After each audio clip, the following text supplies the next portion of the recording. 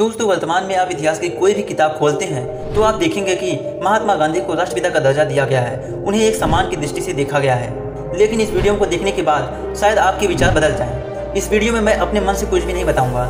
यह जानकारी हमें कोयला वेबसाइट से प्राप्त हुई है। दोस्तों, मैं मानता हूँ कि महात्मा गांधी ने भारत की आज़ादी के लिए कई लड़ाइयाँ लड़ी, लेकिन जैसे किसी भी सिक्के के दो पहलू होते हैं, ठीक उसी प्रकार महात्मा गांधी के जीवन के भी दो पहलू थे।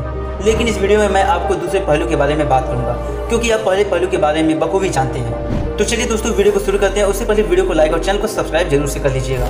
महात्मा गांधी ने दक्षिण अफ्रीका के गुलामों के लिए जो काम किया उसकी हर कोई तारीफ करता है।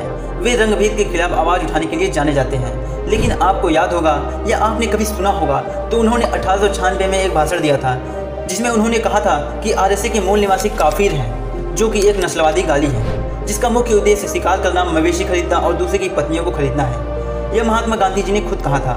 और ये भी कहा था कि आरएसए के मूल निवासियों की जीवन शैली जानवरों की तरह है। जिस गांधी को हम में से कोई नहीं जानता था, उन्होंने खुद को आस्था से हिंदू घोषित किया।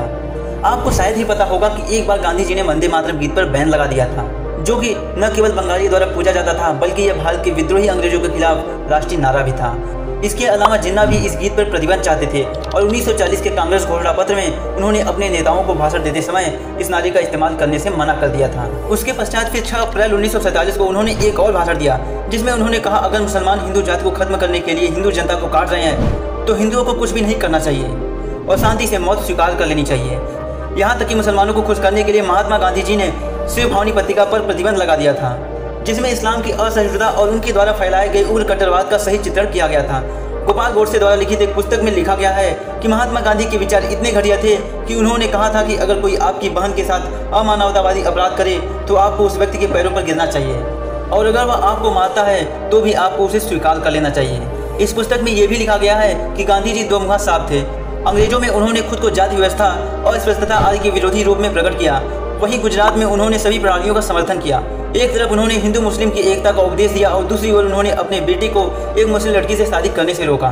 और वीडियो के आखिरी पड़ाव पर बढ़ते हुए एक और सच्ची घटना आपको बताते हैं, जो कि उनकी पत्नी कस्तूरबा बाई से जुड़ा हुआ है। रिसर्च करने पर पता चला कि एक बार उनकी पत्नी कस्तूरबा बाई निमोनिया से पीड़ित थी और पेनिसिलिन का टीका उनकी बीमारी का एकमात्र इलाज था।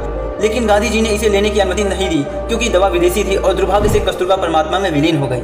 कोयला से प्राप्त एक और रिपोर्ट में ऐसा लिखा गया है कि कुछ हफ्तों बाद गांधी जी स्वयं मलेरिया से पीड़ित हो गए थे और डॉक्टरों ने उन्हें कुनैन दवा दी, जो कि एक विदेशी दवा थी। मृत्यु से बचने के लिए उन्होंने ये दवा स्वीकार कर ली।